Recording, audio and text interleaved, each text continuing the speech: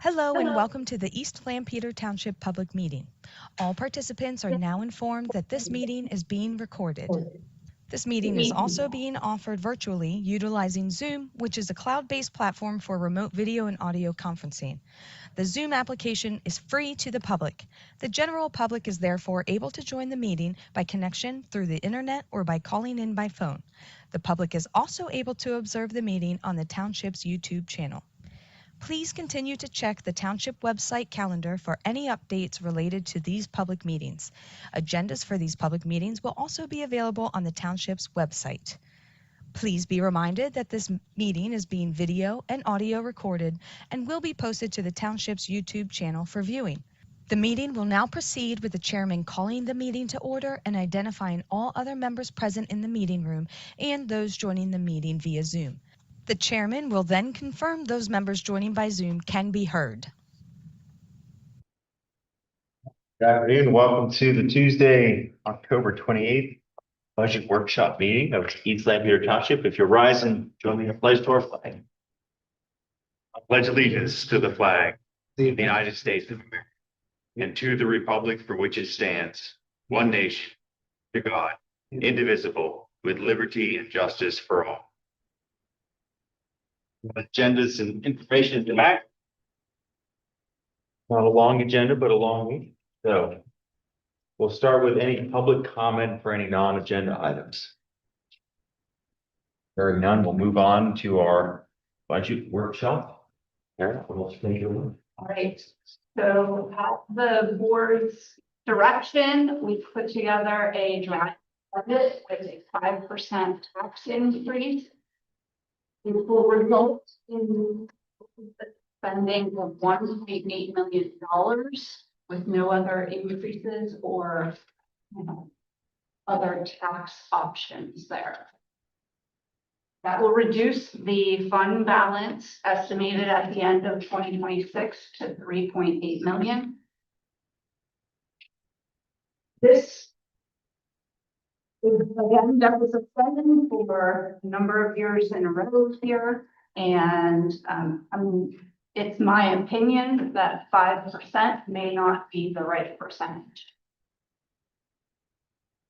We do have a verbal agreement on the SME contract moving forward, and that will be at your November 10th meeting for ratification and approval. That does include a 3.25% pay raise for all those covered under the AFSCME contract. We did utilize that 3.25% pay raise for all employees not covered under the AFSCME contract and not covered under the police contract. The police contract does not expire until the end of 2026, and currently that contract has 4% raises. So 4% was used in these budget numbers. As you know, about 70% of the budget is personnel and the associated costs. We did get our health insurance numbers for 2026, and they will be raising 20%. And that's a result of prior claims in prior years. So this year we saw a 16% increase, and next year we'll see a 20%. In order to reduce the budget to $1.8 million in deficit spending, we reduced the number of officers that we would hire in 2026. As you know, we had 1 officer leave this year.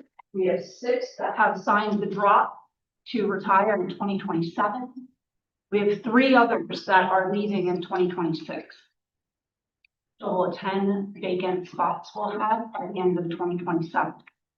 Takes approximately 6 months to get through the academy, and then 3 months with FTO, with field training officer. And so you're looking at almost a year until you get an officer on the road. So we'll be able to fill 3 of those at the beginning of 2026. 2 have committed and will be going to the academy.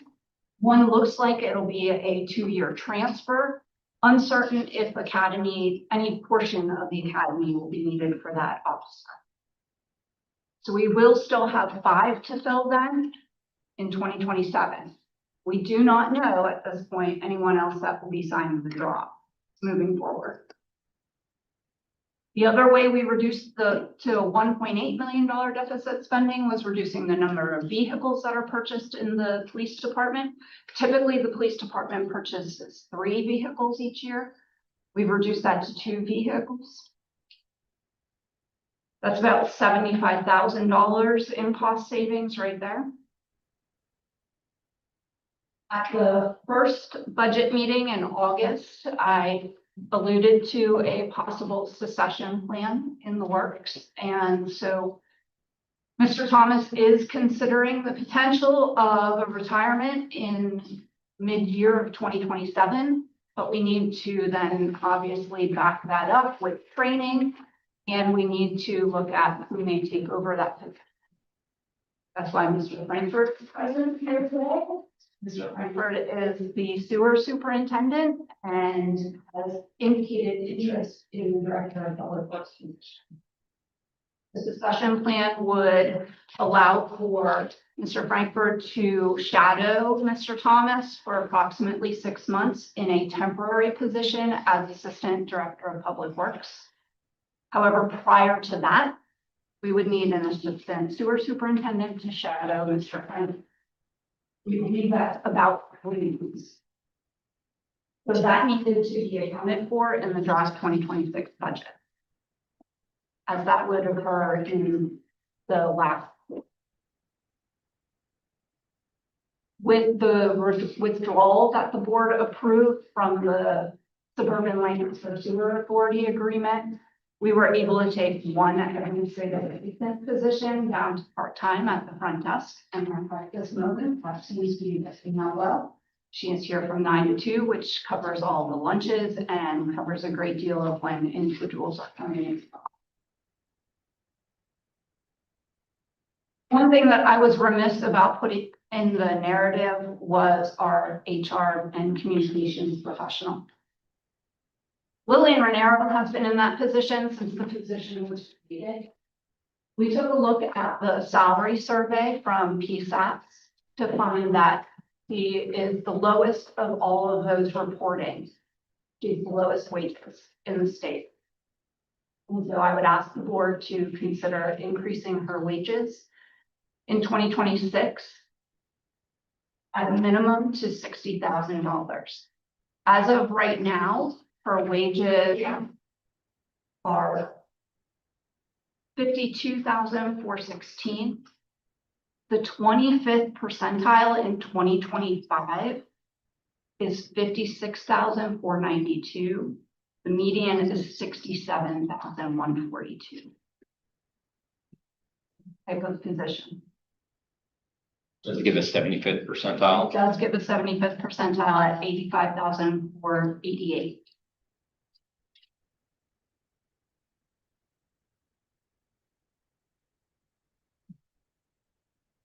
As directed by the Board of Supervisors at your August budget meeting, I did take the question of a fire service tax to the Emergency Services Committee. The Emergency Services Committee asked for the Finance Subcommittee to come together and the option. Quite honestly, we went around in a full circle in that discussion. But in the end, 3 of the fire companies indicated that a fire service tax in the amount that would cover the township obligation moving forward needed appropriate.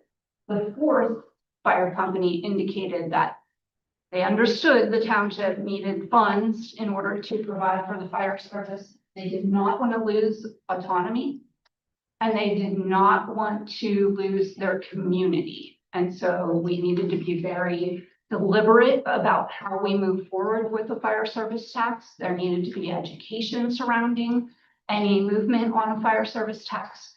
And that if it were solely for the township obligation, they believed that it could move forward and not disrupt their community as a whole. Supervisor Thornton was part of that conversation. And so if you have anything to add, or if you think I've misinterpreted what they told us. No, I think you captured it. So we did put together a spreadsheet of what would be needed for a fire service tax in order to manage the township obligation moving forward. It's important to note that the township pays for fuel, vehicle insurance, $353,000 per year towards apparatus, which pays into the fund.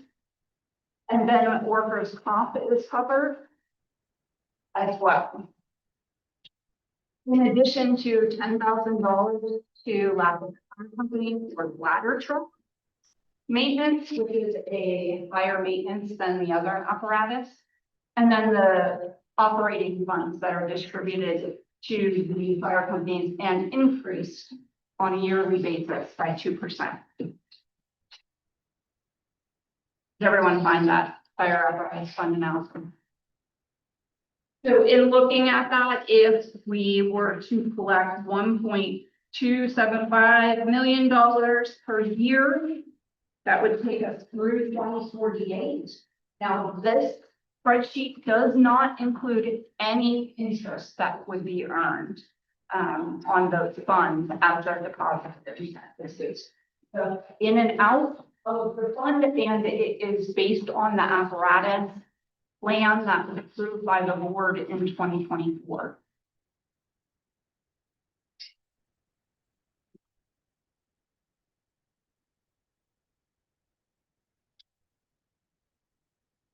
The homeless outreach was increased at the direction of the board from $10,000 a year to $15,750 a year.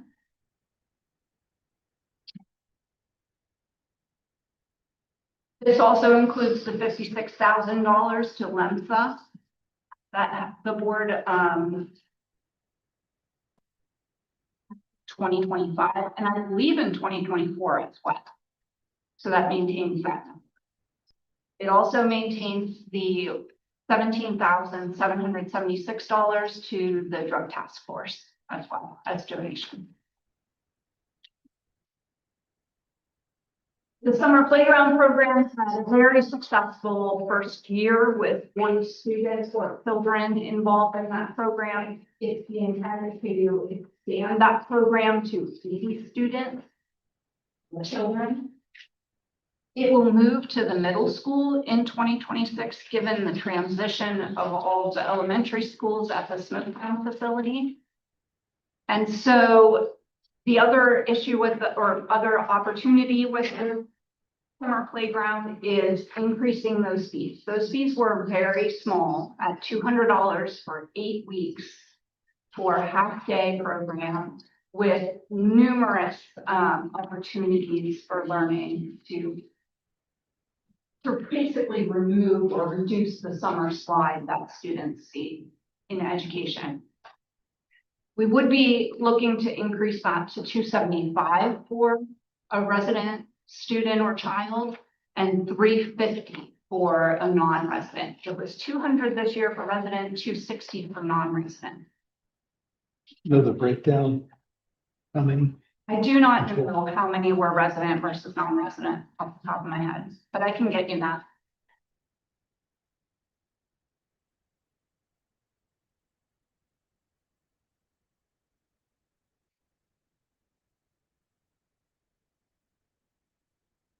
Of course, this would increase the summer time staff that could be needed for the program. It increases it from approximately $11,000 to $25,000. And then the operating funds for the recreation program would increase from $40,000 to $60,000. Comprehensive plan is underway, and I believe, as I shared at one of our recent board meetings, was the fact that I don't believe it will be completed by the end of the year. And therefore, the last payment of $25,000 is included in this budget. There are numerous capital improvement projects that we need to consider. One is the Bridgeport study, and we need to start the engineering for that as we look at a road diet along Route 462 from Tennyson to Strasburg Pike. Township is responsible for all of the preliminary engineering and design, and then it is slated for the Transportation Improvement Program for construction with PennDOT funds. The Strasburg Pike to Oakview Road Trail project is under construction. Those funds are 2019 Smart Growth Transportation Funds through the county MPO, the Metropolitan Planning Organization. And those funds are available to us for that construction. That project came in under budget, which was fantastic. We did, as a township, pay for all of the engineering for that, but all of the construction costs are through those funds. The Western Gateway project from Strasburg Pike to Harvest Drive is on the Transportation Improvement Program, and that has it's had a sliding start schedule. They've encountered a culvert crossing that they somehow didn't know of, and that has moved the project out to late 2026.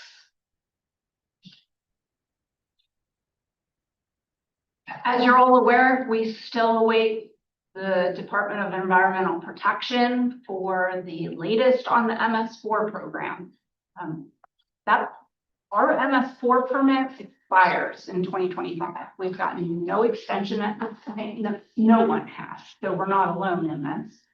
And we've also had no notice of intent to move forward with a new permit, and we do not know what the new permit requirements are.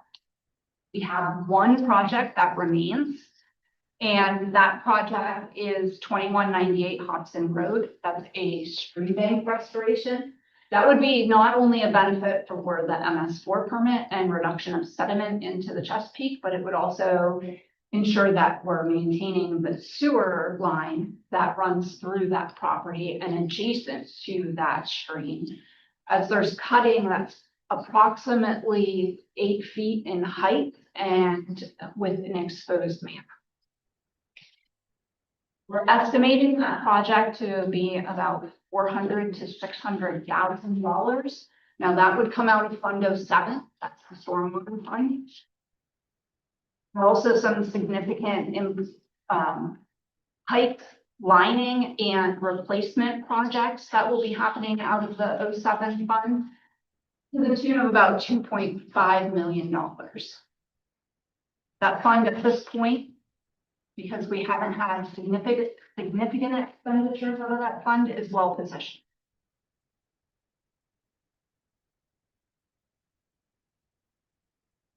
This board adopted the ordinance to create the business improvement district, and that it is created. It would impose a 0.4 millage tax rate on those properties included in that area. However, we haven't created the authority to manage those funds as of yet. And so we are in a position where we need to determine the members of the authority based on the ownership and criteria that was set through the ordinance for the millage rate would go into effect January 1, 2026. Should we have an authority to manage funds? We did provide you with projections, and projections started a few years ago at the request of the board. Then took a stab at what percent increase may be needed to keep the general fund at a position where the policy of the board is maintained of keeping 18% of the fund balance as a percentage of the expenditures. So as you can see in 2026, it looks like we'll be able to maintain that. If there's a 10% increase in the real estate tax rate, as we move forward, we fall down to 17.11% in 2027, even with another 5%. In comparison, just below that is the comparison with the implementation of the fire service. So was your projection done for a 5% millage increase and fire service tax? We did not do that. But more than happy to. It would be, I would encourage the board to consider a 10% tax increase if you do not implement a fire service tax.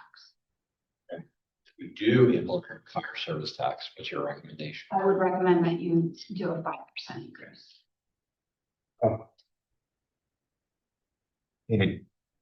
A fire service tax of what amount? What percentage increase? It's 0.7 mils. It's approximately $175 per $250,000. That's Which equates to about 1.25 million in revenue. correct. Just to be clear, the fire tax only affects taxable properties, not tax exempt. That's correct.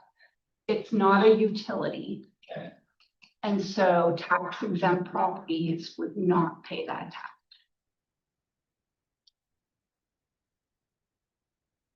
Unlike the sewer fee Yeah. is a utility, like the stormwater fee is a utility, and tax exempt properties pay those. Understood. Thank you.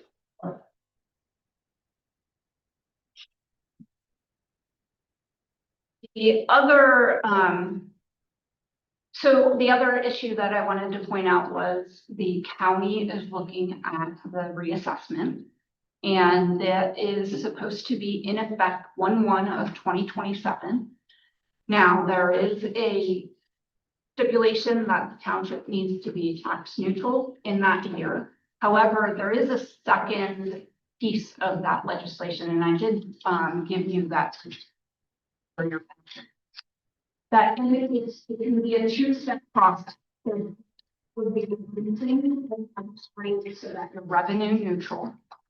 And the second would be that you can go no higher than 300% in a tax increase. There are certain situations, which I don't believe your township would be in that particular situation, where you can have a court approved percentage increase above 10%.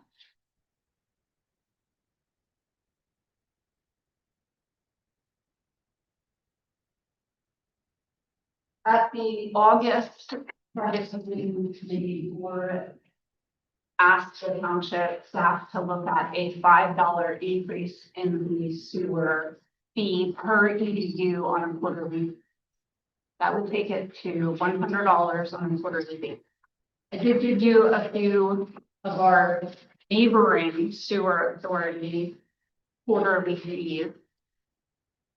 Rasa is at $114 per quarter. The Westboro Sewer District is at $175.50 per quarter.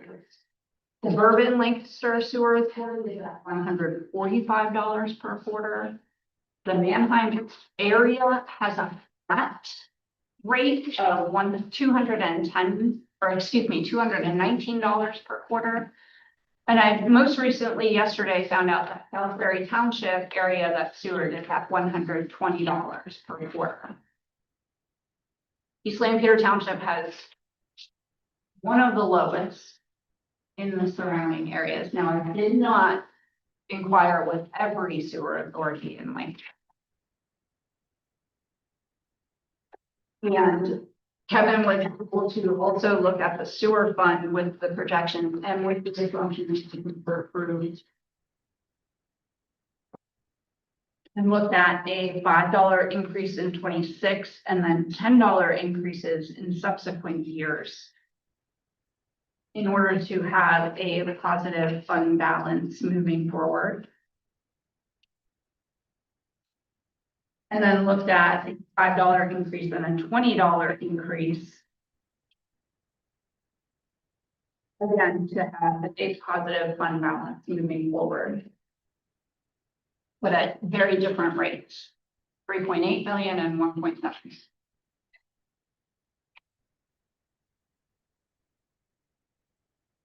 The budget also includes the Motorola electronics package for the police department. The police department did look into other options and other vendors and still came to Motorola as the best in cost and in equipment for East Lampeter Police Department. So that is included.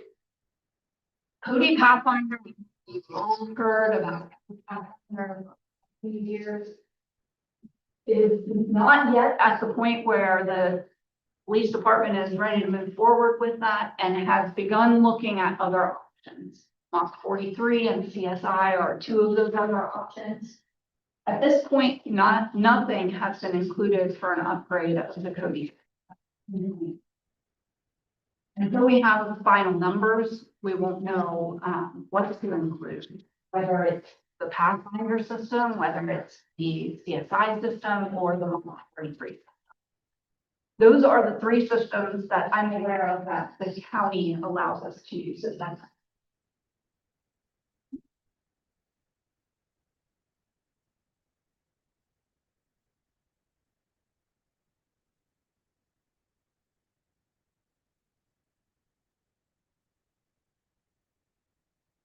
So.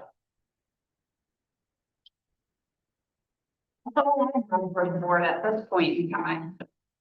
As I noted, my recommendation would be to either implement a fire service tax and a 5% tax increase, or implement a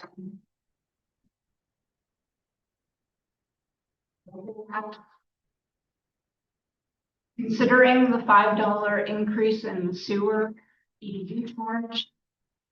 Looking at those projections, the board may want to consider whether or not it's prudent to have a $10 increase in 2026.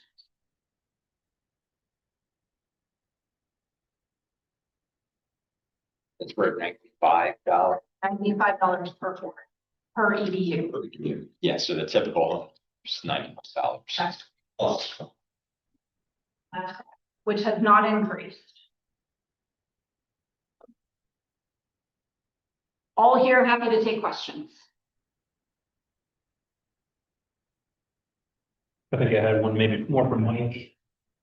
With the discussions around the fire tax, do you feel that there was sufficient time to look at that and consider what this looks like and how it impacts everything? Or do we maybe reconsider for this 2026 term and then have more time in 26 to really dive a little deeper into it?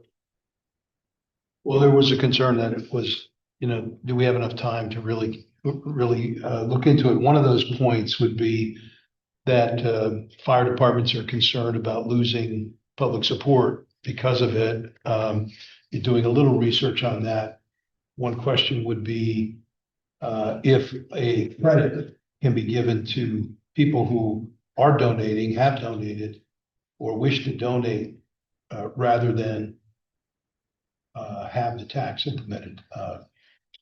So we really didn't get a chance to discuss that. That would be something to maybe research how that would work, because that may change the dynamic for commercial property, but residential too. I don't know the makeup of how those contributions come in.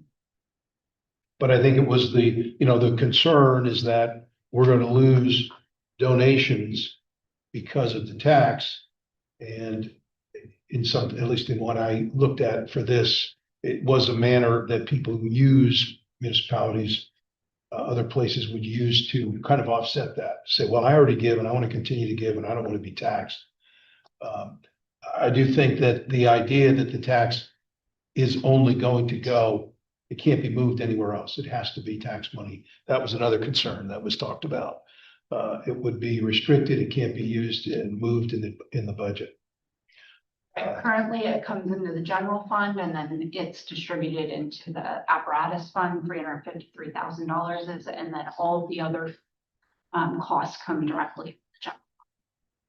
How would the tax bill look when it comes in the mail? Yeah, so What we found out, Kevin found out from Westboro Township is that it just looks like an increase in tax, and then it's up to the township to distribute that into the specific fund. So that, okay, so if we talk about a fire tax and then it doesn't look different, then that increases the need of this building for education, how that works. Yeah. The other thing I have with that, with the properties that aren't being taxed for property taxes, is there any case law or study that they could be billed for fire services, even though they're nonprofit?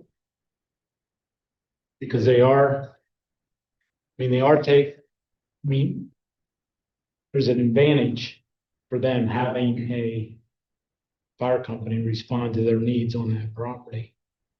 I do not know of any, but we can look into that. I mean, just for in the future, it's not pressing now, but. I have a question for Chief. What's your total inventory of vehicles now? I know we're above 20. I'm taking a guess. I think we're at 25 or 26. That's both marked and unmarked and special services vehicles, as well as vehicles that are used by the school resource officers.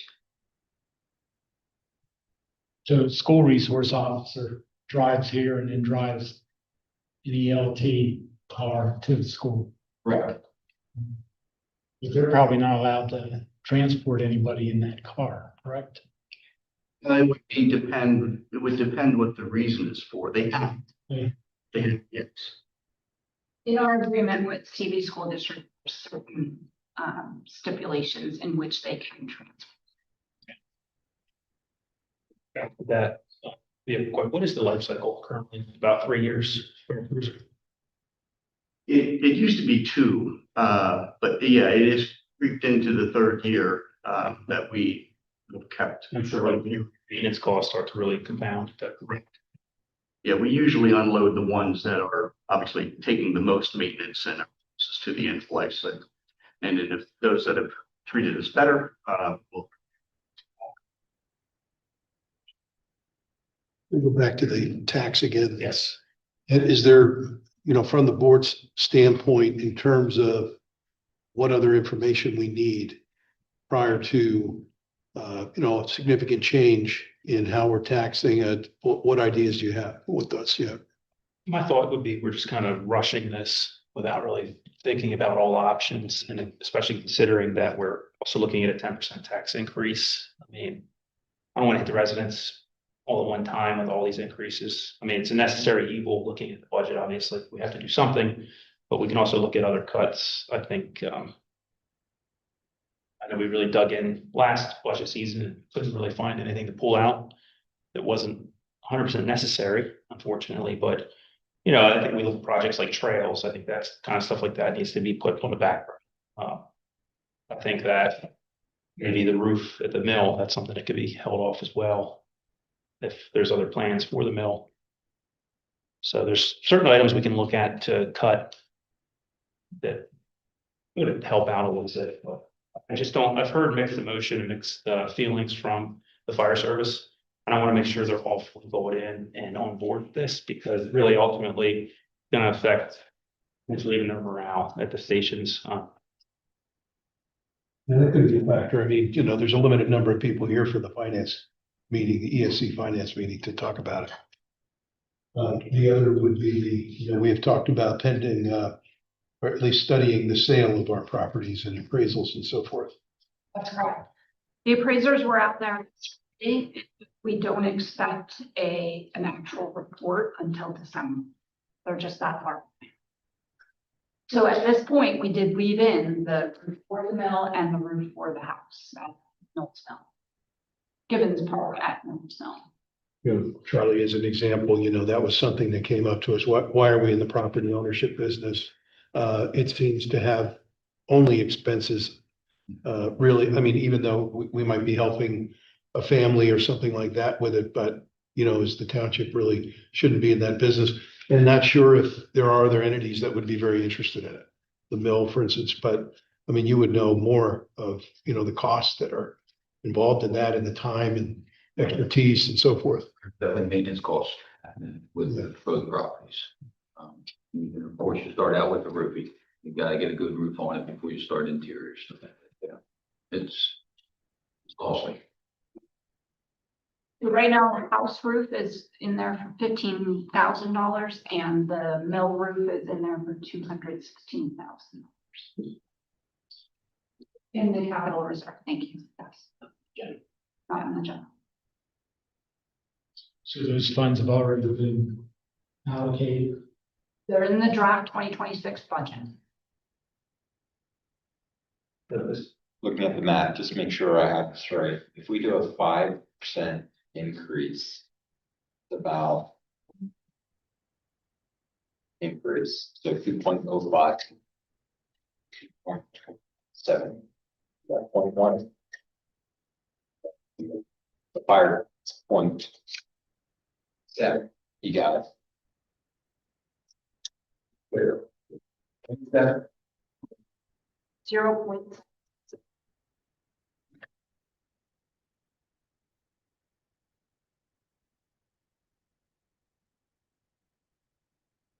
.7.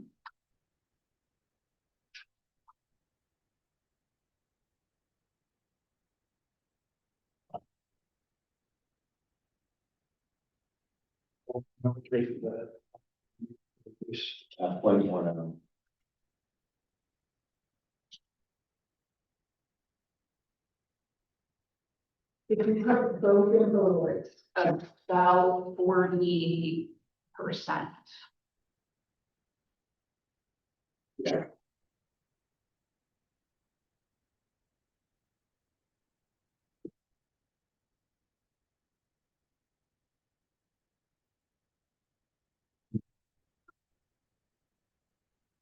Percent versus 40%.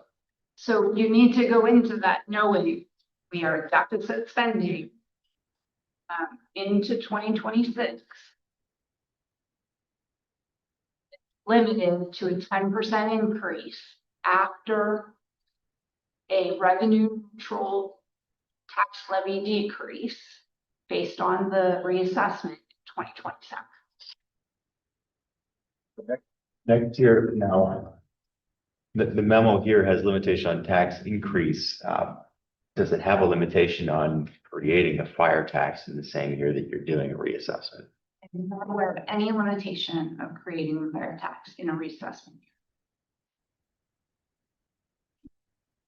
Yeah. I mean, so we basically have sort of two questions or two big questions on our plate. One is, how much additional revenue does the board want to raise in next year's budget? Second question is, do we want some or all of that to be in a fire tax? So really sort of two questions. One is just, how do we want it to be messaged and visible to the public? Because this one, if you take, say, 0.3 mils about them. So if we're at 2 mils, 0.2 is 10%. So that's basically 15% increase in our millage rate. So if you took 0.3 mils as an example, so we're just going to do just a 0.3% millage rate, it's going to be a fire tax. You're then able to pull out of our current budget same amount of expense that we're currently paying into for fire cost and move it over and cover it with that additional revenue on that side, which then opens up the same amount of room in our general fund budget to not deficit spend as much. Or you could designate it as just a straight property tax increase at the same amount, and it does exactly the same thing. It's just a matter of, so the first question is really, how much revenue do we think we should be targeting to raise this year if we know we're potentially limited to 10% next year? And then of that, it's, all right, what's the timing of wanting to roll out a fire tax increase? Because you could do a fire tax you could also do a fire tax if, hey, we're gonna do 0.6 mils and then decrease the other millage rate by 0.3 and have a functional 0.3 increase. Or you could keep one rate neutral. So it's just a matter of, those to me are more mechanics and the tactics there. But the first question is, how much revenue do we think we want to raise, knowing that we have a potential limit next year? If fire tax is excluded from that, then we really don't have one functionally, if we don't have that in place. Danny, to that, how you laid out that process is that we have a year to educate the population paying the taxes. Yeah, so there's so it's more of, is there a benefit to that education period? And really looking at that and saying, all right, or is there not much of a benefit? So that's the bigger piece. I think if you look at how I think we actually also need to look not just at one neighboring township for how they put it on their tax bill. I think there's other ways that you can look at that, of placing that on a tax bill, not just one township. So I think a few other townships do it differently as far as how it's communicated to the residents. So it'd be worth looking a little bit further.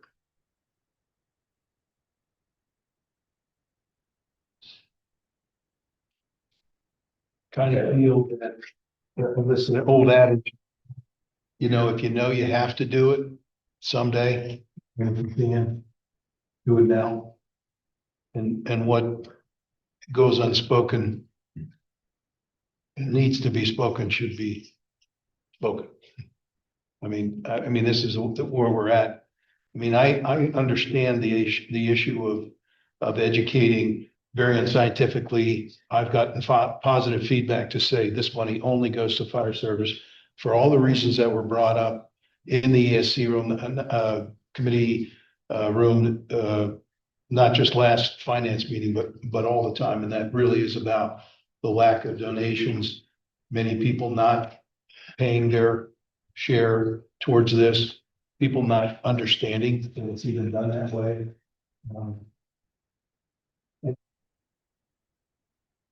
Sorry, I really stumble over the idea that commercially we don't bring in as much as we possibly could into those volunteer companies.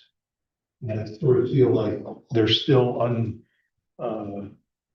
tried methods that we could use to try and make sure they understand,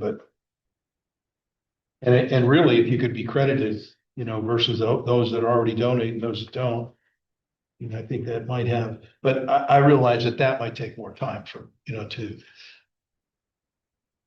educate, and then come up with a solid procedure that people can understand how this is going to work.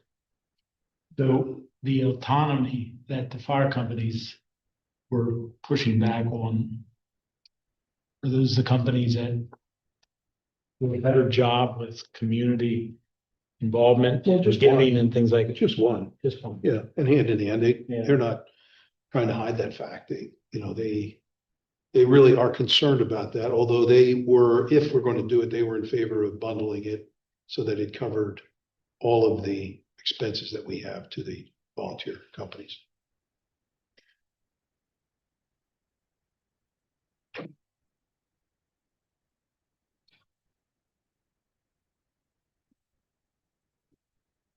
So I believe you all have a sheet in front of you noting the revenues generated by the percent tax increase. Just for the general public's knowledge, the 5% tax increase would generate $190,000. I'm just going to use round numbers. 10% tax increase would generate $300,000. We're not talking about millions. When we're talking about a $1.8 million deficit spending. I know when these kind of things hit the newspaper, it sounds like, the township hit the jackpot, but not really. It's all about perspective. We have healthcare costs that continue to rise, just like business, and in business, we increase our prices every year when we need to. Because we have to adjust for inflation and rising healthcare and everything else that increases. That's right. It's unnecessary.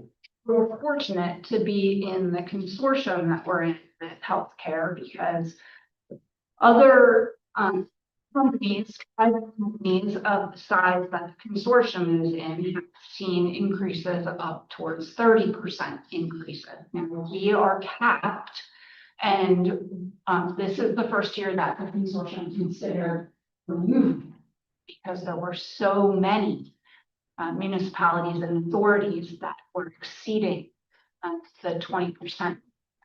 And so that went under very deliberate conversations of whether or not to remove that cap. We were able to keep that cap with a new contract. We self-insured to any amount? Yeah. What's that dollar amount? I do not know.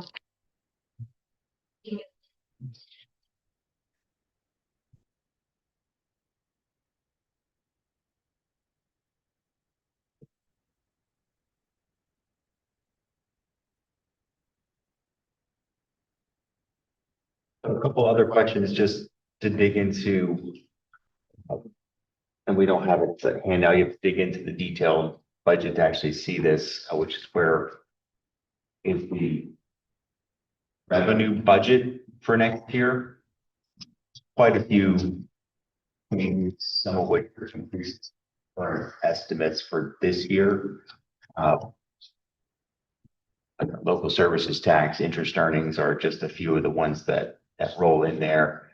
The current budget in there, even though it has a 5% millage rate increase in there, is showing an increase in 6.5%. So I don't know if that's, are we anticipating a higher collection rate than we did in 2025, but it might be worth walking through what's driving your anticipated changes in revenue in more greater detail on the revenue side.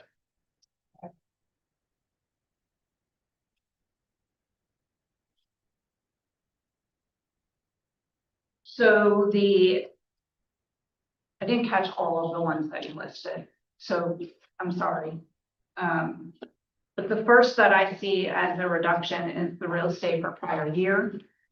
And that's based on what we anticipate collecting this year. The next is the interim. Again, what's anticipated to be collected as the interim. Looking at less by $5,000.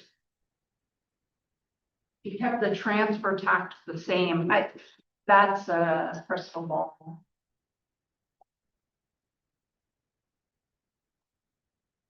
So I have the spreadsheet open, not the printout, just so it's a little easier to view there. So there's column D and column V. One has estimated full year actual and one has 2025 anticipated. What's the difference between those two columns?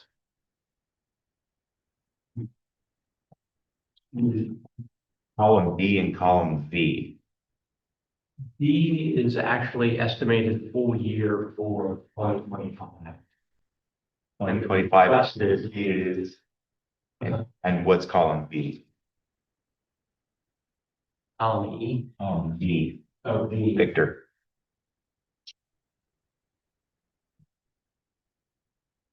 That was full through like.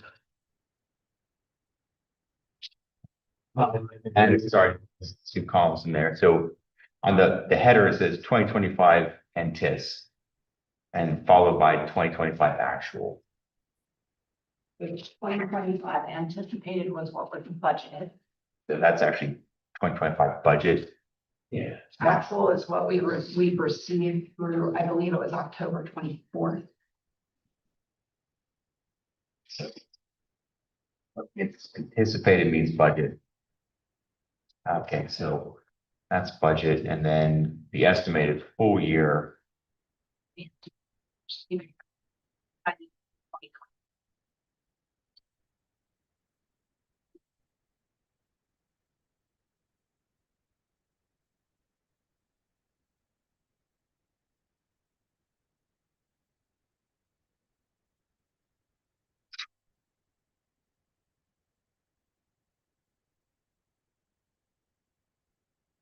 There were a number of the cases where I tried to mark check marks next to the ones they did. We looked at what were anticipating versus what we budgeted and reduced based on weeks. Now that's running well.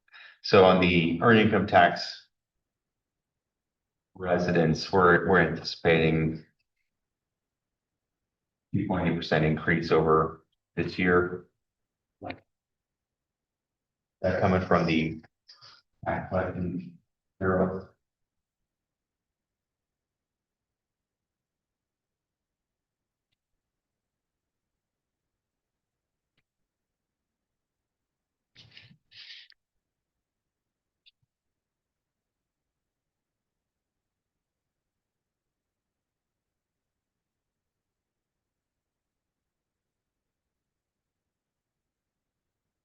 What the local services tax. The Tax Collection Bureau is indicating that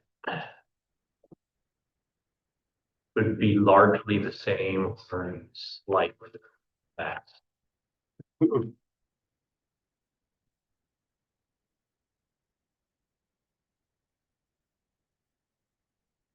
Or why?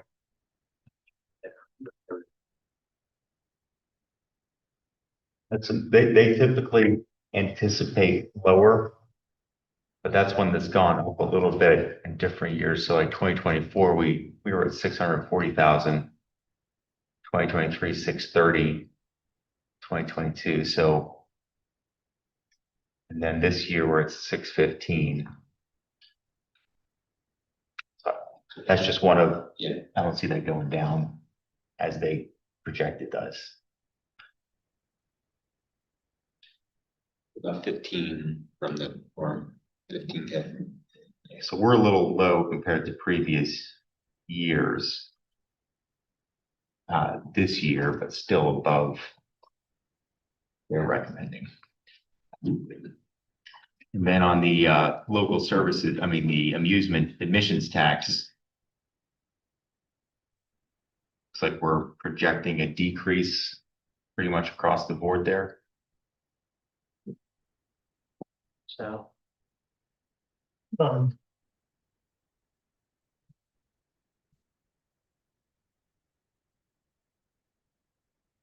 We actually are staying fairly even in the end, as we took a look at the admissions tax coming in from the various games of skill opportunities in the township. Some of which are paying on a regular basis and some of which we have to really utilize staff time to go after.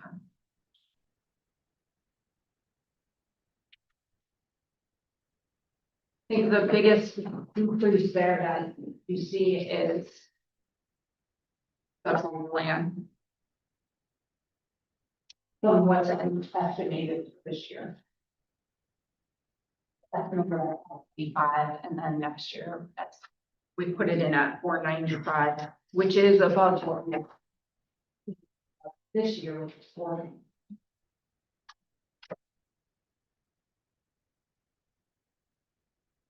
Just looking at the 1-310-600 account number, and we're projecting another $32,000 decrease across the board in amusement tax.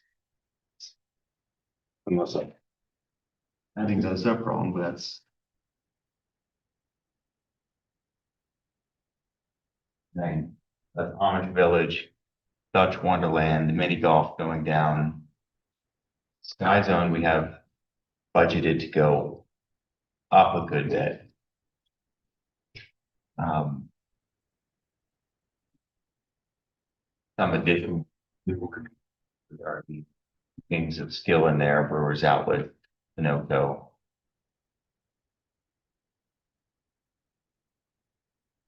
Right, so we did increase Amish Village over what we had budgeted for 25 by $4,000. We also But not anticipating. We also did increase the mini golf $5,000 over what was budgeted for this year, but not over what's anticipated.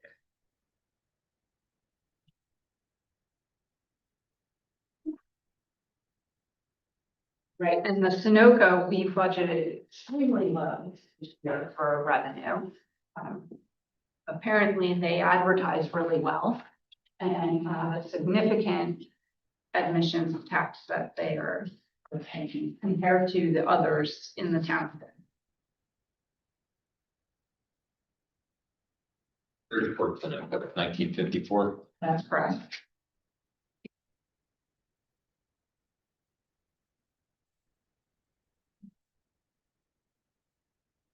That's my main question is why the decrease? Why are we budgeting for our businesses to essentially all dip next year? What's the rationale behind that? We also decreased significantly the Cartoon Network. That's going to be closed and renovated. So I don't anticipate that there will be as much revenue coming in for that venue. That would make sense. I don't know if there is a rationale or there isn't. That's my main question. Is there a rationale for projecting basically tourism to decrease? I don't believe that there's a real rationale. I think we were trying to be this. Realistic to what? Being more conservative to me. So I don't know if there was a projection in the industry that you're getting from Discover Lancaster saying, hey, all the businesses are budgeting that our traffic is going to decrease by, 5-10% next year. And we're updating that accordingly, or we don't have that information. We're just being conservative. We do not have that information. We are just being. Is that something we would get, in other words, from the hotel community? Occupancy rates, things of that nature? Yeah.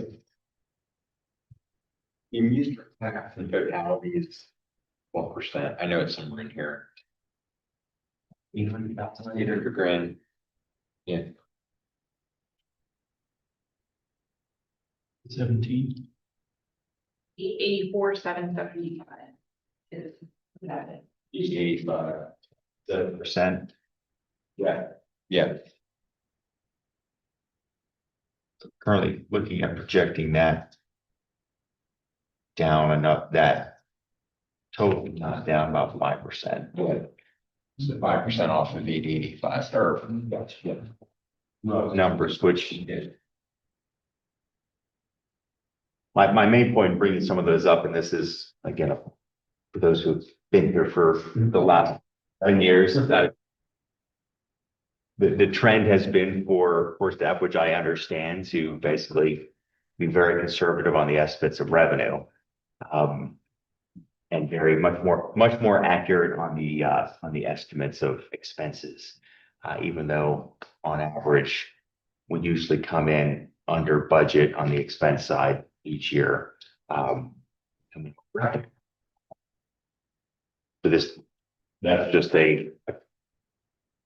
so I'm less worried about a 6-year projection. I'm glad we're doing 6-year projections. We didn't do those for a while. So I'm glad we're doing the projections, but take that projection with our historical trend of traditionally coming in under budget expenses, over budget on revenues. That's the grain of salt I add for the projections of the further out it gets, the more cloudy it's going to be. So we'll look closer at that, 1, 2, 3 year window.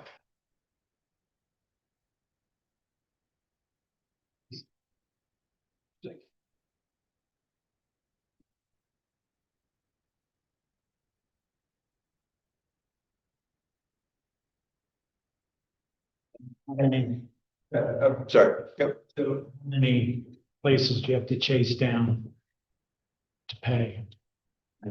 For payment, all the ones that are 0 currently it's received. That's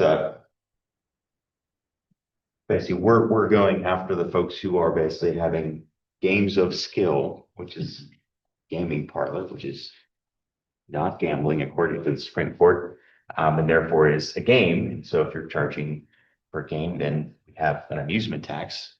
It's a game. Makes sense. They may not see it that way. I want to circle back to Ted's question around trails and just other capital projects.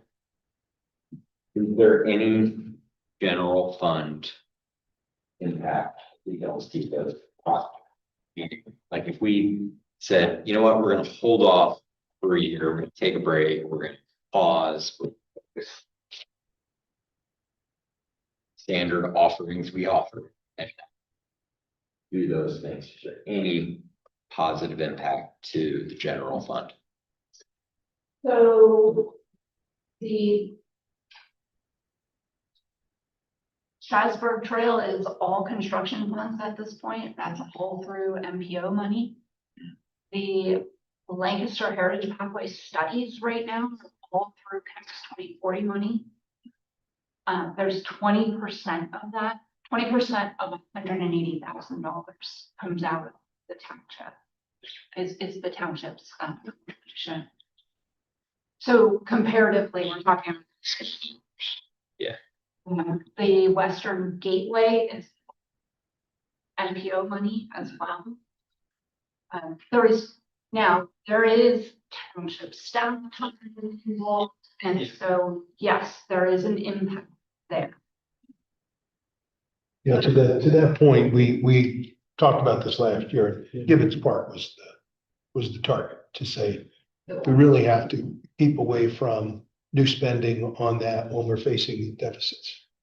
But I think you're asking, are there any others? Exactly. Yep. Yeah.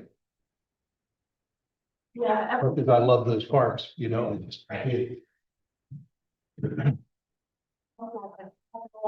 Project is not a significant impact to the general fund besides employee.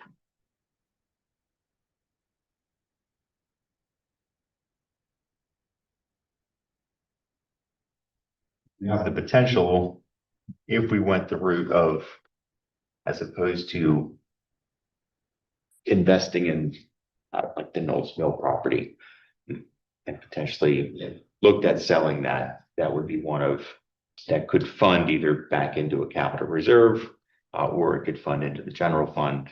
It'd be sort of a decision for a later time, but you'd be essentially taking what is an expense and flipping it to an income source, a one-time income source.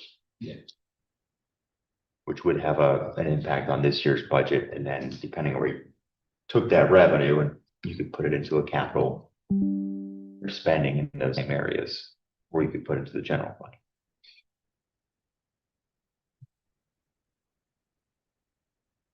So I'm not seeing anything in the fund balance transfer.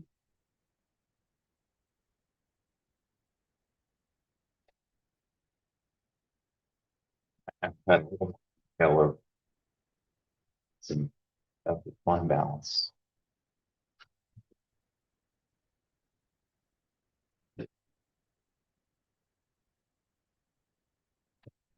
Appreciate. I'm seeing there's the existing, I'm not seeing a budgeted fund balance sort of at the end of 26. So on summary sheets, there's a projected fund balance column. Which is the fund.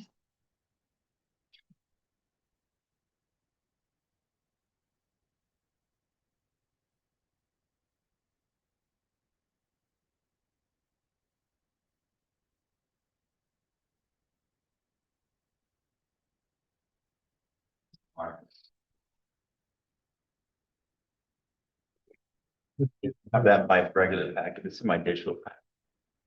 12/31.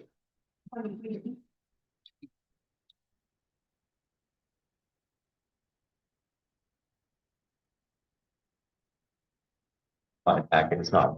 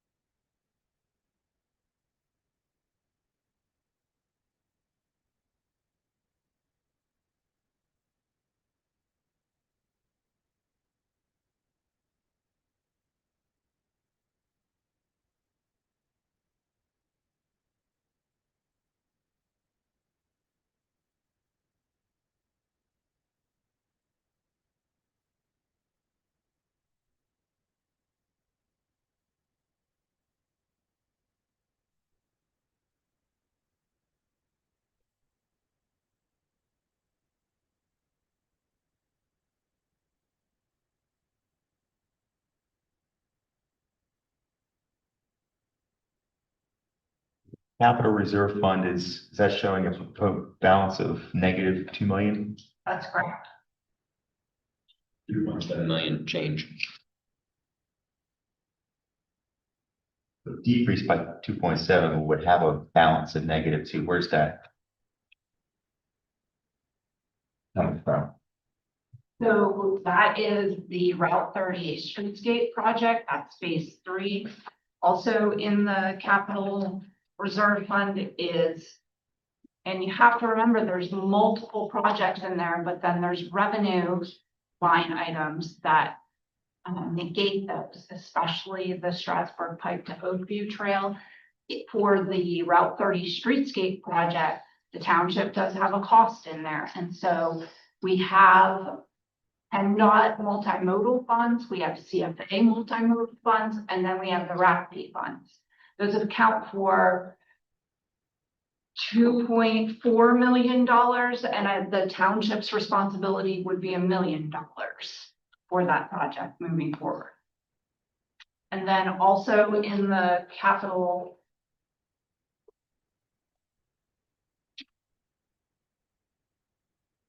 as we talked about, are the Lancaster Heritage Pathway studies, but that's 20% that the township pays towards that $180,000. The Willow Road culvert that the board agreed to at your last meeting is $425,000 as a replacement cost. That's solely your cost at the beginning. There will be some reimbursement from High based on the agreement that the board has. That also includes the $220,000 for the Knoll Mill roof and the $15,000 for the house roof. Those are the major projects that there's engineering in there for the Bridgeport study, or excuse me, for the Bridgeport implementation from Tennyson to Strasburg Pike.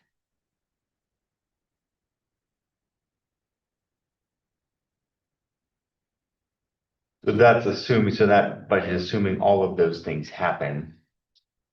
So what happens when the reserve fund goes negative? Borrowing, as we discussed at the budget last year. So if some of those bigger projects would come forward, then we would go out and do a bond issue. That's correct. Cover the big ones. We talked about last year of looking at and considering a $4 million bond issue or a $5 million bond issue. And we should be able to see on here our interest expense on debt. So.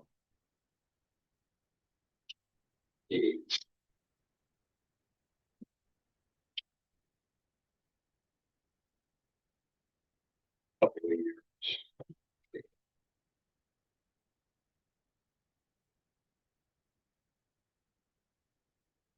Our 2016, which is 100,000.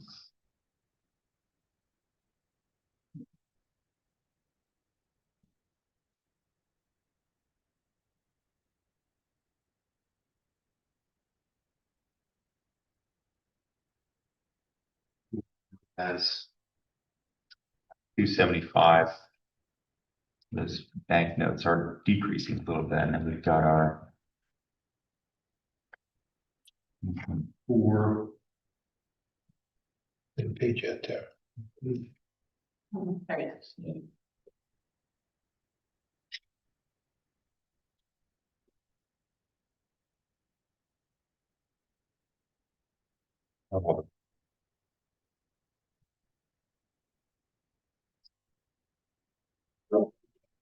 I mean, you got Six.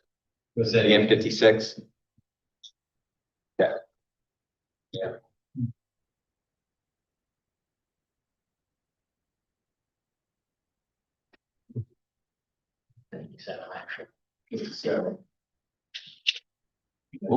What was that page? 57.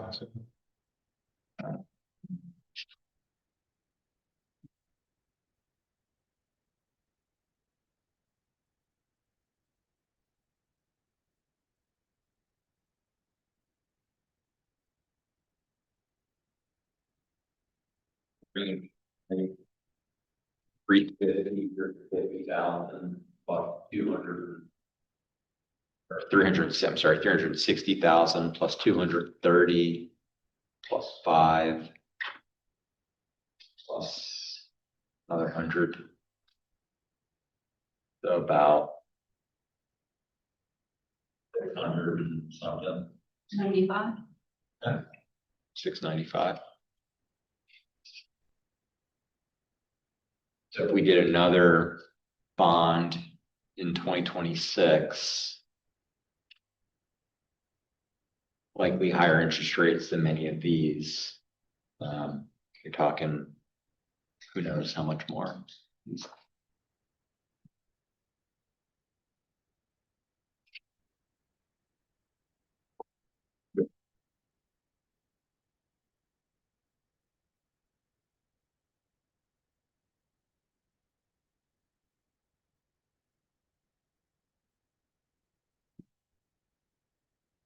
To the point, delaying any things that reduce that capital budget, like, is that a strategy to try to base some of those big outlays to try to keep that above 0?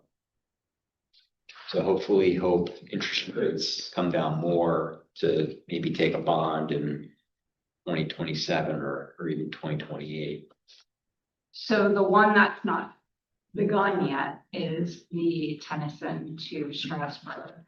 And that at this point would all be on the township because the NPO budgeted only construction to the 2028 Transportation Improvement Program. Cost was $1 million on that one.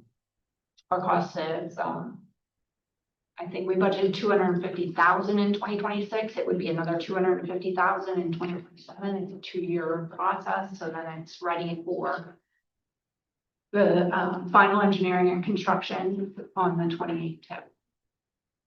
We could go back to the MPO and ask if that could be pushed out. My question, Maybe some, I mean, If there's some. you know, what commitments are locked in once you agreed to those projects and your participation in them? So we're in construction of the Strasburg Pike to Oakview. So there's, stopping that is really not possible. The phase 3, if we push that out much longer, we will lose the REAP funds. Those do sunset. So that's $500,000 we would lose in those funds. The Willow Road culvert is something that the board's already approved to move forward with.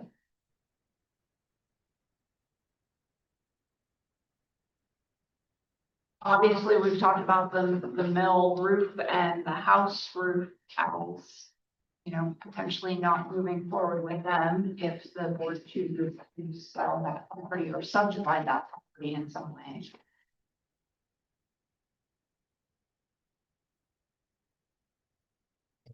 Bigger problems with those two buildings if we don't now. Say the mill more than the house.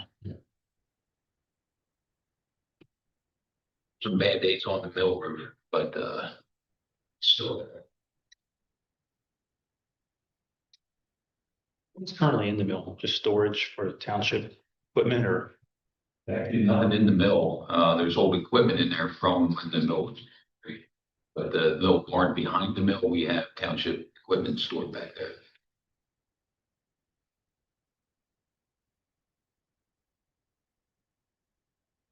And that little barn. and that's not historic. Is the mill historic registered?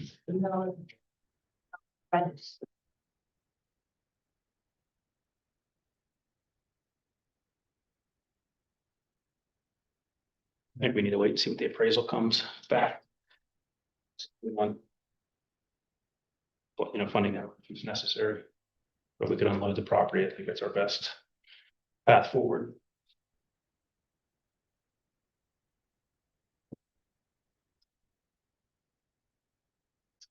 Yeah. I think it might help me if you could create a little spreadsheet of the upcoming projects, what we would lose if we don't move forward and grants funding, and then what the impact cost is to the actual township. Maybe this year, or sorry, for 26, 27, 28.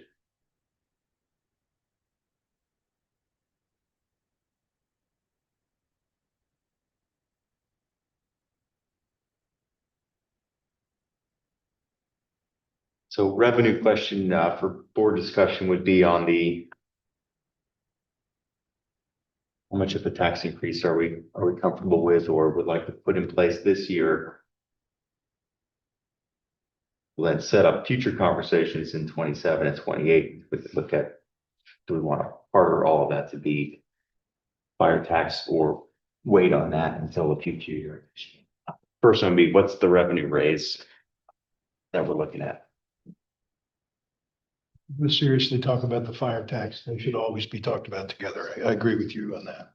I'm favored right now to the 5% overall and the 0.7 for fire tax.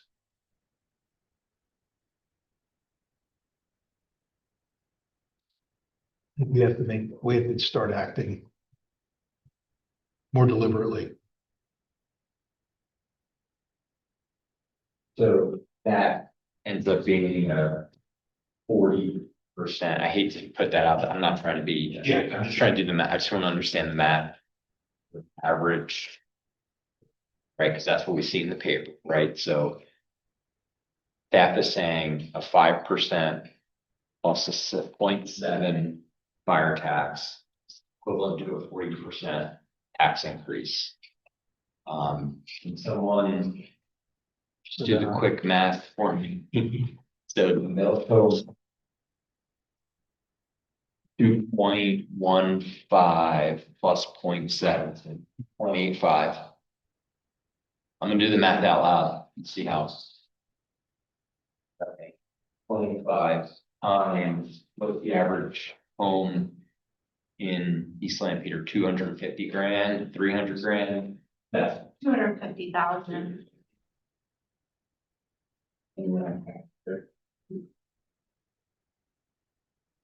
250,000, I think, has a tax bill of about 500.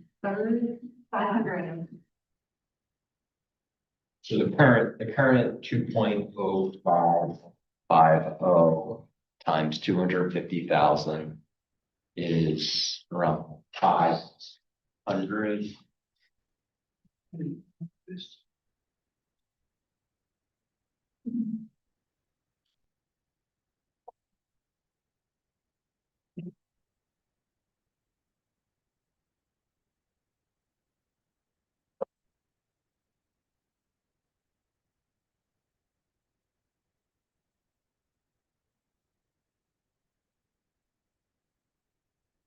$514 per year. And a 40% increase to that would be $200 more, $700. 19. 719.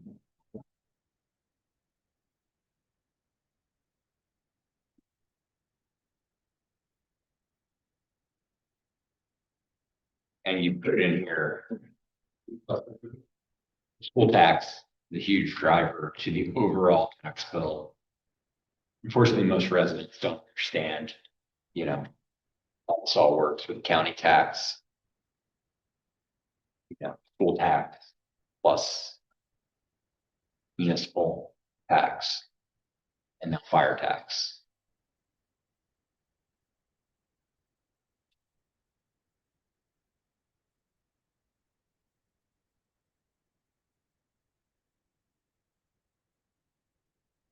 The current budget for this year's budget is, so for the fire cost and contributions and insurance is about 574. And then the apparatus transfers 353. Is there another chunk in there that I'm missing? It's like 924. We looked at 773 as a total for apparatus, fuel, vehicle insurance, workers' comp, and operating. And fuel, you say fuel? Yes. Tax rate 1.25. On future expenditures Based on the apparatus replacement plan. balance at a certain amount for future. And that in fact goes negative to thousands of dollars to 2046, but as I noted, it didn't include any. Which means like. Right, so. That's in today's dollars. Spreadsheet, just fine. Point, I mean, I think I'm thinking very, I appreciate it that, you know, what is this costing that average taxpayer? And if we don't do it this year, you know, certainly we're here next year looking at that. I mean, are you thinking different rates? No, I just was trying to, and honestly, I would rather hear Ted's opinion and Roger's opinion and your opinion more than Ethan and my own opinion, so.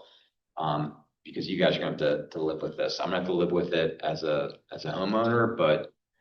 You know, unfortunately, you know, you guys are gonna have to live with it, so I just wanted to do the math. I'm not, rather hear from you guys the direction, and I'm happy to share my opinion, but I'd rather hear others, so. The big one is, where's that 773 coming from?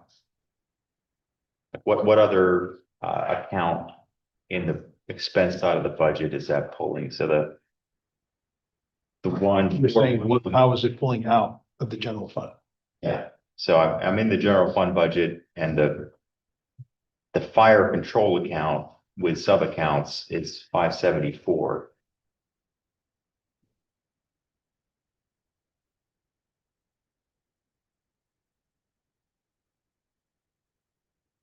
So that has the 50,000 for workers' comp, 32,000 for vehicle fuel. 574 has 150,000 for the fire relief disbursement, which we get 100% reimbursement from the state. So the 770,000 doesn't include that 150,000 because we're not out of pocket anything. You're taking that 424 and then adding the 353 from the fire apparatus. Okay. 73. Yeah, okay, I was wondering whether there was the discrepancy was.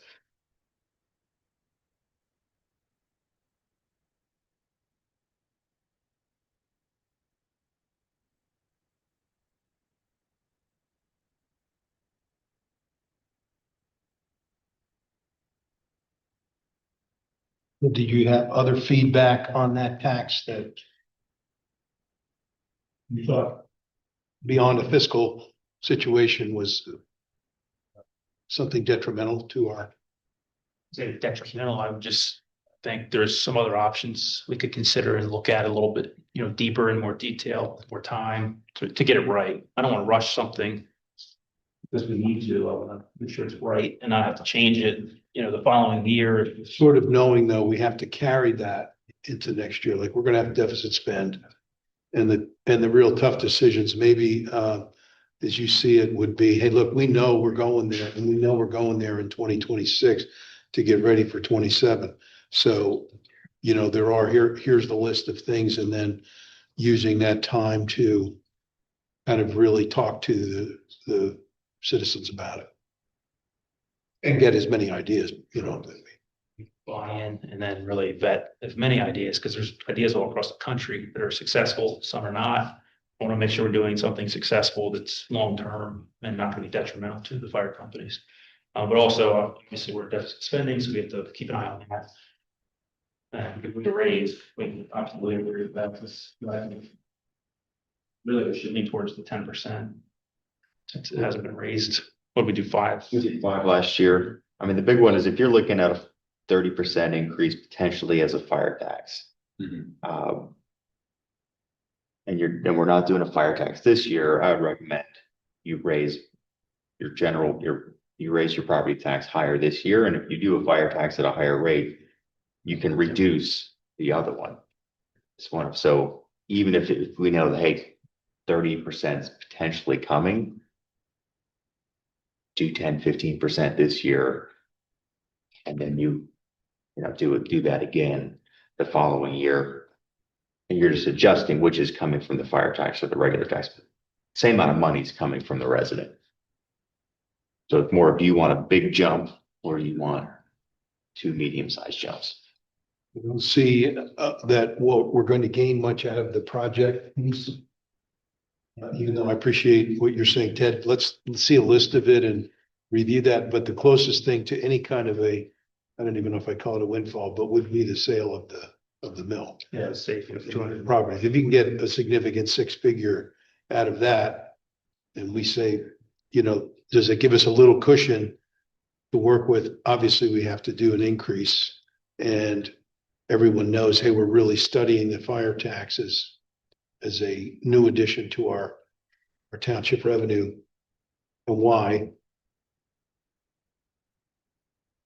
I think we could also educate the public to the point where I think a lot of people don't understand how our fire service works. And I think some people think they're a paid service, and it's just not the case. And I think we need to educate people to the actual cost of what it would look like if we had a paid service. So do you want to pay a small tax? Do you want to pay your donations when you get your mailers? You can avoid that. We got to take stress off of the fire. These the girls are all volunteers. I was there. When you're trying to raise money and train, it's a lot of time. And I would love to get to the point where we could fund these fire stations without them having to raise their own money eventually. Like, How many properties actually are paid in our township by out of town offices that think they're already paying for fire service? So, I mean, that's an additional pool of money. But, I'm not opposed to the fire tax. I just want to make sure we have it right and not rush it because we think we need it immediately. But again, you're closer to this than I am, Mike.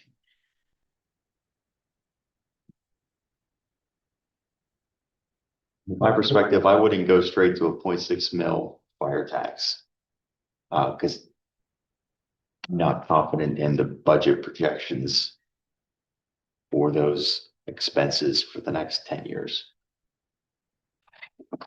So if you did a fire tax next year, I recommend you start with what we know our expenses are, which is, hey, here's what our current budget amount is, 700,000, not 1.2 million.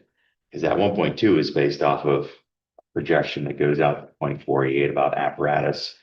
And there's a lot of variable change there, but you're locking in that money has to then be spent on fire.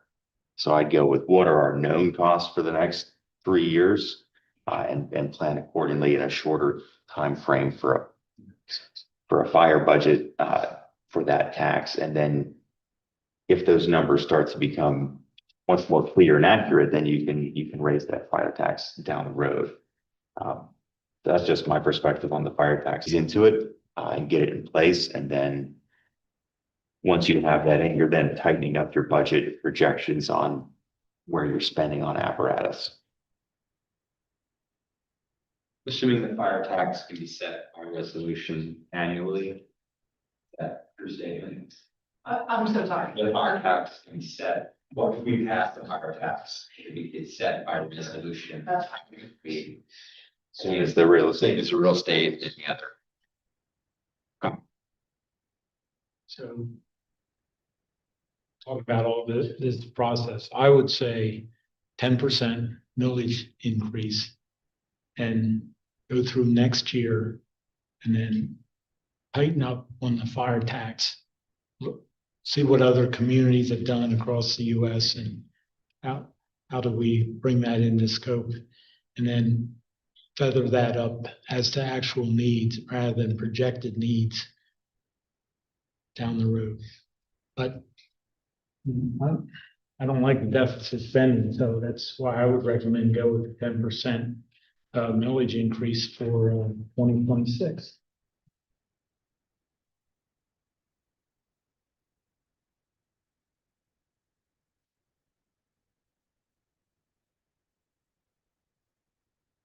Steve, Tara, that more of a staff investigation on the fire tax rather than ESP. I don't know that ESP has the really. I mean, they have private in terms of, the administrative work you have to do to really get that best information. They certainly contribute to it. Right, I do believe that the Forestry Finance Subcommittee could absolutely contribute towards that information, but I do think that it's in the staff that'll. And that would be maybe a charge for the year to really look at that. We're not completely convinced of it, or we're not convinced of the best ways to implement that. I'd hate to impact the efforts of the fire companies next year as they say, well, the tax is coming.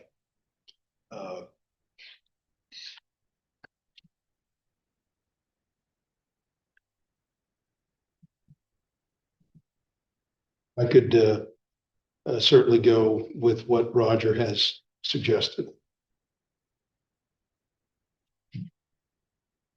Just a question, on this sheet, which lists the, unique school total.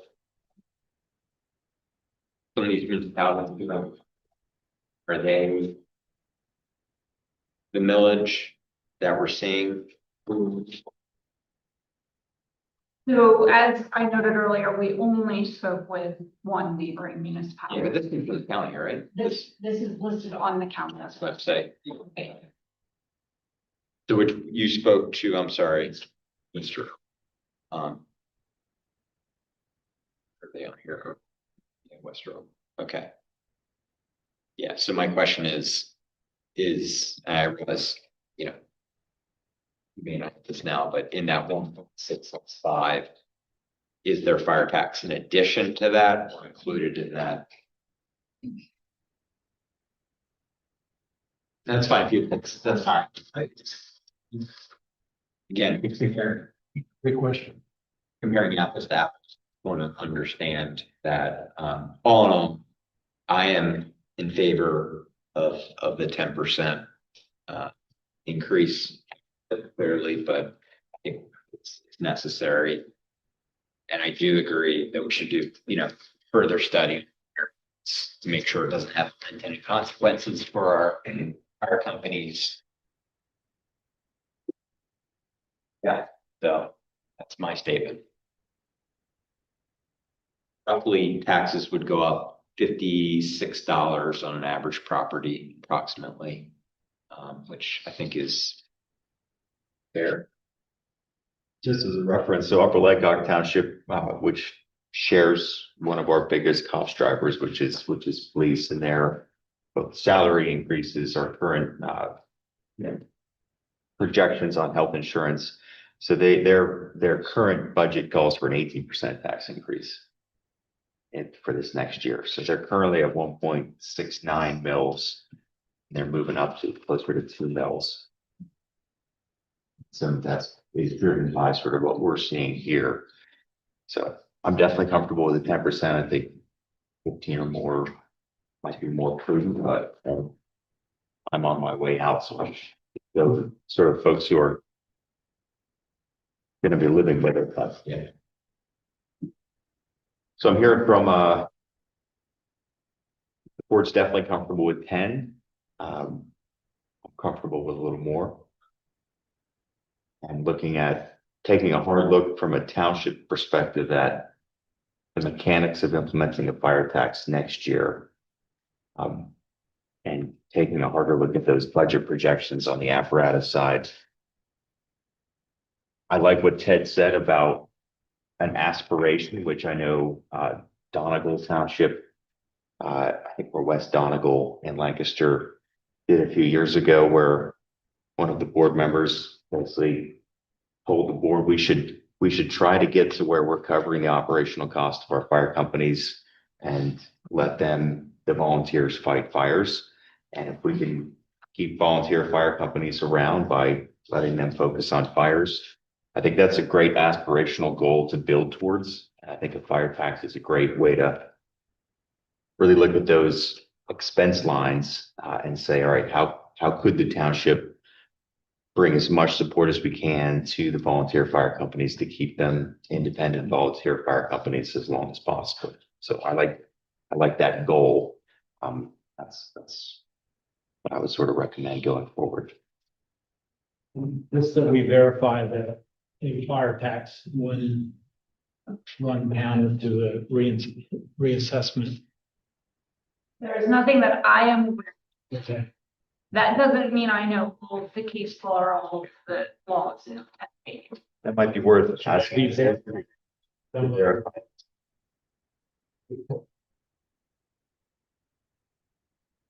If that's part of it, then that might change the calculus as we go. The wrap up is good.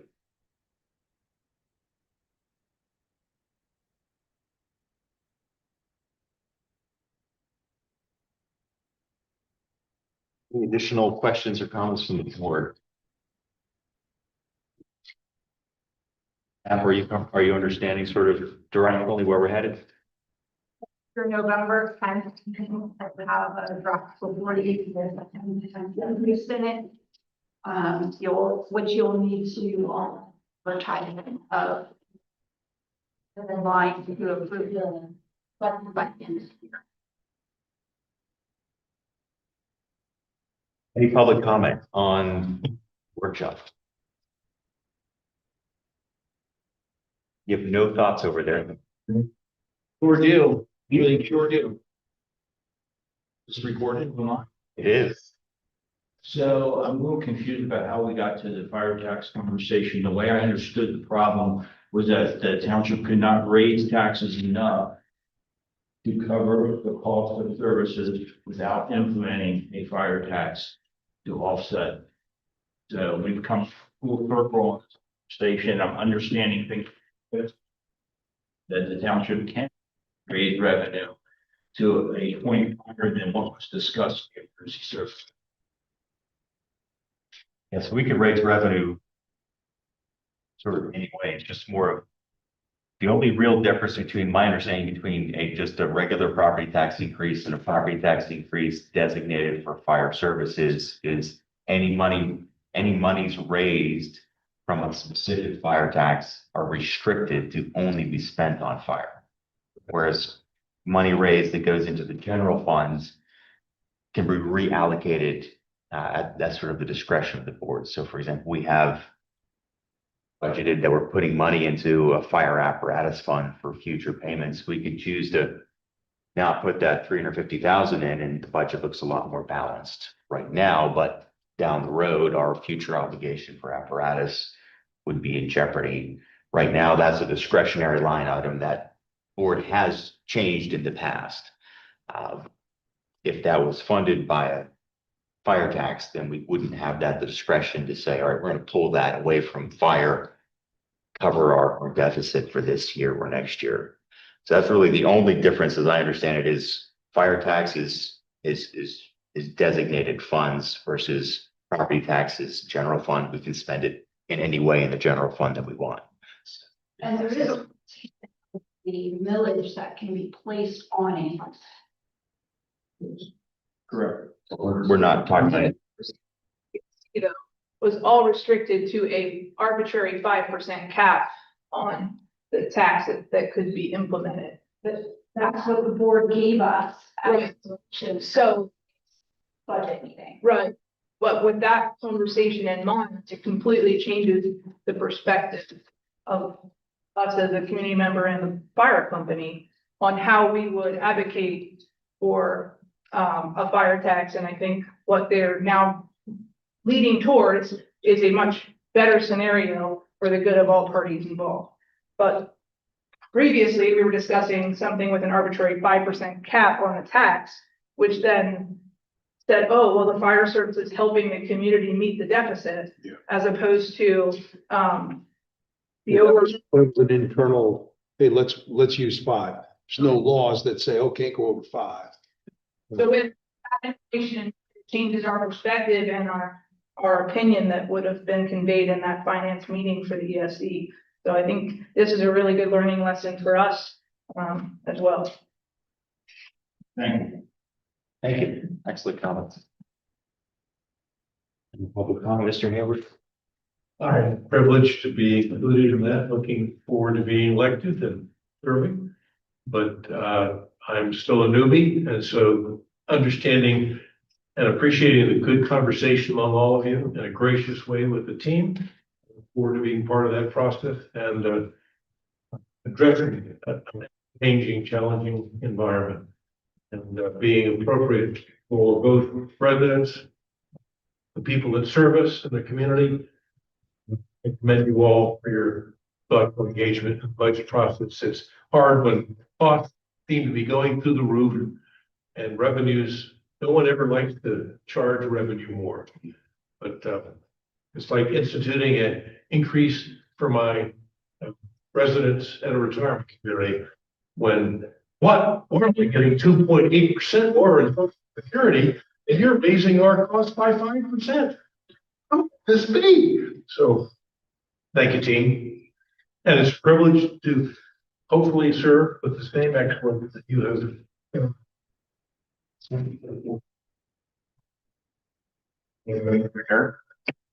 Motion. We have a second from Mr. Rutt. Public comment? All those in favor